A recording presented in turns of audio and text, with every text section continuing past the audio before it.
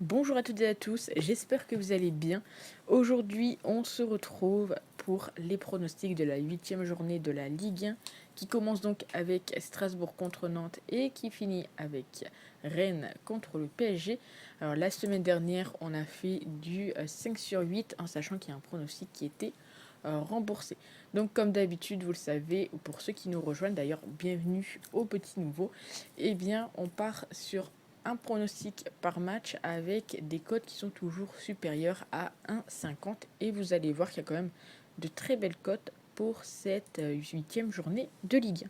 Donc on commence tranquillement avec Strasbourg contre Nantes. Comme d'habitude, je vous montre bien évidemment leur petit état de forme et donc on peut constater que Nantes est peut-être en meilleur état de forme que Strasbourg. En tous les cas, entre les deux équipes, on a des petites informations qui peuvent être quand même intéressantes, comme le fait que très souvent Strasbourg est la première équipe à marquer, mais ici, ça ne va pas trop nous intéresser étant donné qu'ils sont favoris. Je vais plutôt partir sur de la double chance. Il y a très peu de nuls quand les deux équipes s'affrontent. Et je crois que sur 20 matchs, il y en a peut-être 3, si je ne dis pas de bêtises. Et donc, on va partir sur le fait qu'il n'y aura pas forcément de matchs nuls, mais qu'il y aura au moins 2 buts.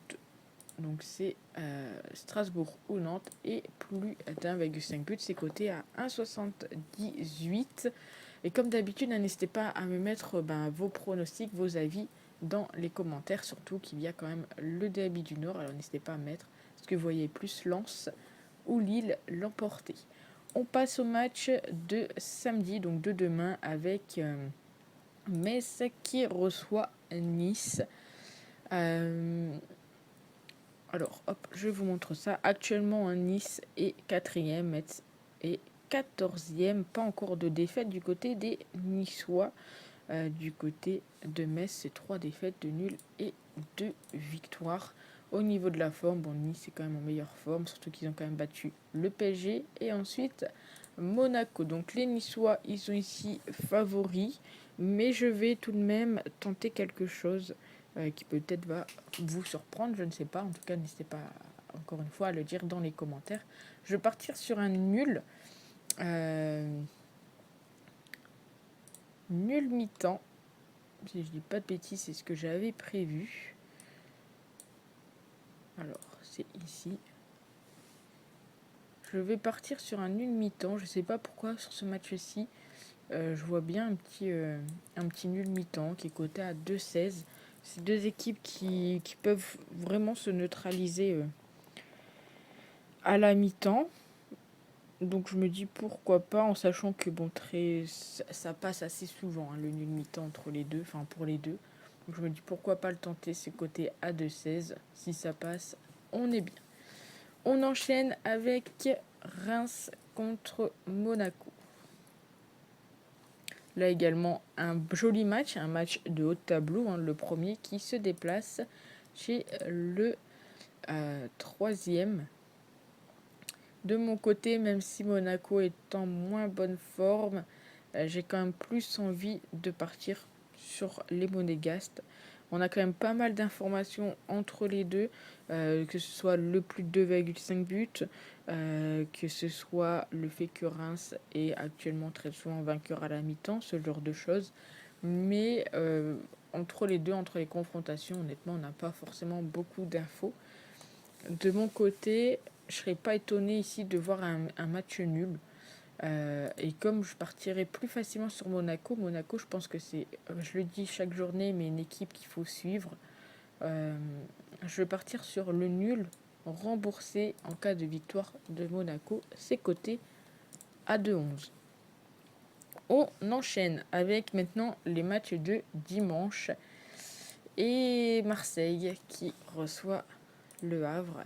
Donc du côté des Marseillais, est-ce qu'on revient sur le match de Brighton? On l'a constaté, c'est vu et revu. Marseille en seconde mi-temps, eh bien ils ont énormément de difficultés actuellement. Bon, je veux bien qu'ils aient enchaîné le PSG et Monaco. Brighton, pour eux, c'est une grande performance d'avoir fait 2-2 contre Marseille. L'Ajax, bon, 3-3. C'est pas non plus, j'ai envie de dire, catastrophique du côté des Marseillais, c'est juste 6 matchs sans victoire.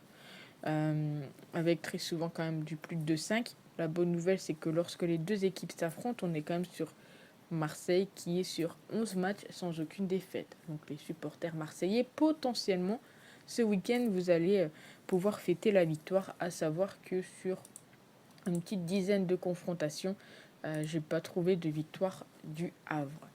Ici, je vais quand même, entre guillemets, sécuriser tout ça parce qu'on le sait, Marseille actuellement, c'est quand même pas mal de nuls.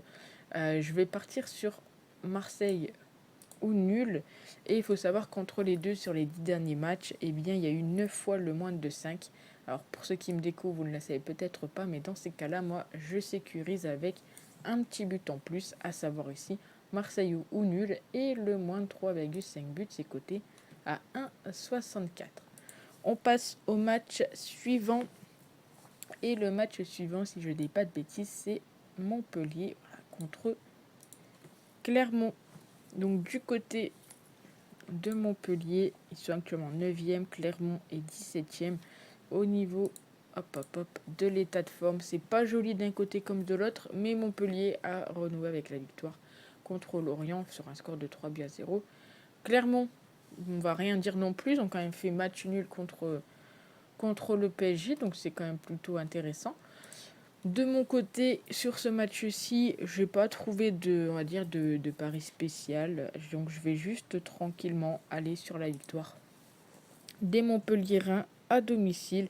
Peut-être sur le score de 2-1, mais en tout cas, je vois quand même la victoire des Montpelliérains. On enchaîne avec le 8e match, qui est le match de Lyon contre Lorient. Bon, les Lyonnais, ça devient très compliqué, on va pas se mentir. Je sais plus trop quoi en dire. Chaque week-end, j'essaye de croire quand même en eux.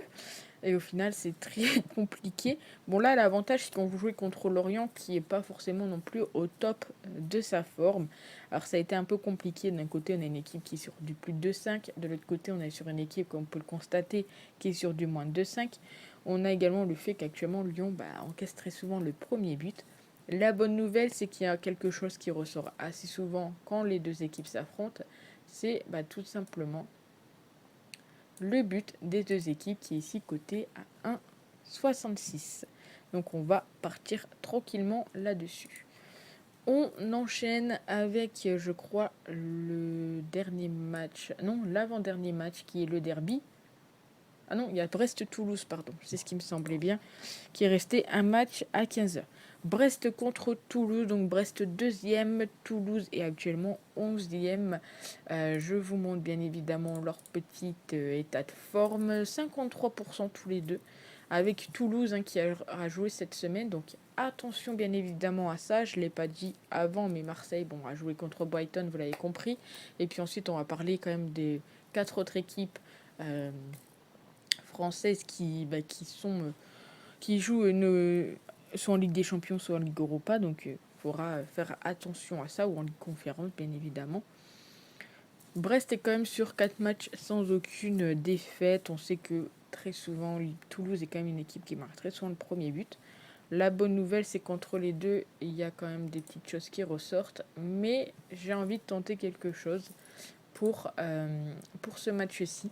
Il faut savoir que Brest, c'est comme une équipe qui prend et qui marque quand même pas mal de buts en seconde mi-temps. Et donc, vous voyez certainement venir le pronostic qui sera tout simplement la deuxième mi-temps la plus prolifique, dans la deuxième mi-temps où il y aura le plus de buts. C'est coté, en plus de ça, très belle cote, à 2,02.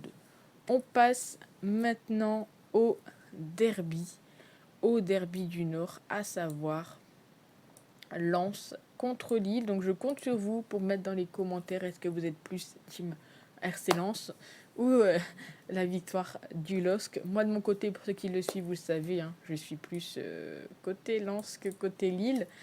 Et honnêtement, même si actuellement au niveau du classement, Lille est devant Lens, je suis quand même un peu sceptique sur la victoire des Lillois ce week-end. Lens, depuis Séville, je pense qu'ils ont enfin trouvé comment jouer ensemble, parce qu'il ne faut pas oublier qu'ils avaient quand même eu des joueurs clés qui sont partis, comme notamment Fofana qui a apporté énormément au milieu. Mais j'ai l'impression qu'ils commencent voilà, à vraiment trouver leur petit rythme de croisière. Et puis la victoire contre Arsenal à domicile qui fait quand même énormément plaisir. Du côté de Lille, même si de mon côté, voilà, je suis plus lensoise que lilloise, j'ai vraiment pas compris leur match nul contre l'équipe de Klaxvik, honnêtement. Je pense que voilà, y a pas mal de personnes qui ont potentiellement perdu leur argent sur ce match-ci. Et pour ce match, j'ai envie de tenter quelque chose, même si, bon, Lille, c'est quand même une équipe qui domine très souvent Lens, on va pas se mentir. Voilà, sur 20 matchs, il y a 11 victoires des Lillois. Mais j'ai envie de croire à la ferveur lensoise, au fait que, bah, voilà, après leur victoire contre Arsenal, ils vont vouloir montrer encore une fois à Bollard, à guichet fermé, qui sont toujours présents. Et je vais tout simplement tenter le plus d'1,5 but du côté des Lensois. Donc Lens marque au moins 2 buts tout simplement, c'est coté à 1,99. Et enfin, pour finir, Rennes contre le PSG. N'hésitez pas également à me dire quel serait votre pronostic. Est-ce que vous verrez plus Rennes ou Paris aller chercher la victoire, en tout cas du côté du PSG? Eh bien, c'est un petit peu la petite crise, j'ai envie de dire. Que bon, Rennes perde contre Villarreal en soi, j'ai envie de dire, c'est pas forcément très surprenant, même si de mon côté, je les voyais pas forcément perdre. Mais prendre 4-1 contre Newcastle, quand chaque année, on nous dit que cette année, c'est l'année du PSG en Ligue des Champions, ça devient compliqué. On a beau mettre 4-0 à Marseille, si après on fait nul contre Clermont et qu'on se prend une petite fessée contre Newcastle, ça devient un peu compliqué. Après, il ne faut pas oublier que Rennes, c'est quand même une équipe qui fait énormément de matchs nuls actuellement. Voilà, 5 matchs, 7 matchs nuls. Donc le match nul ici ne m'étonnerait pas forcément, mais je ne vais pas partir là-dessus. Je vais partir uniquement sur la cote la plus basse de la vidéo, à savoir les deux équipes marquent, c'est coté à 1,58. Donc voilà pour les pronostics de la Ligue 1. Pardon. N'hésitez pas à me dire ce que vous en pensez dans les commentaires. Est-ce que vous pensez que Lens va battre Lille? Est-ce que vous pensez que Rennes va réussir à prendre des points contre le PSG? N'hésitez pas à mettre tout ça dans les commentaires. Et nous, on se retrouve très vite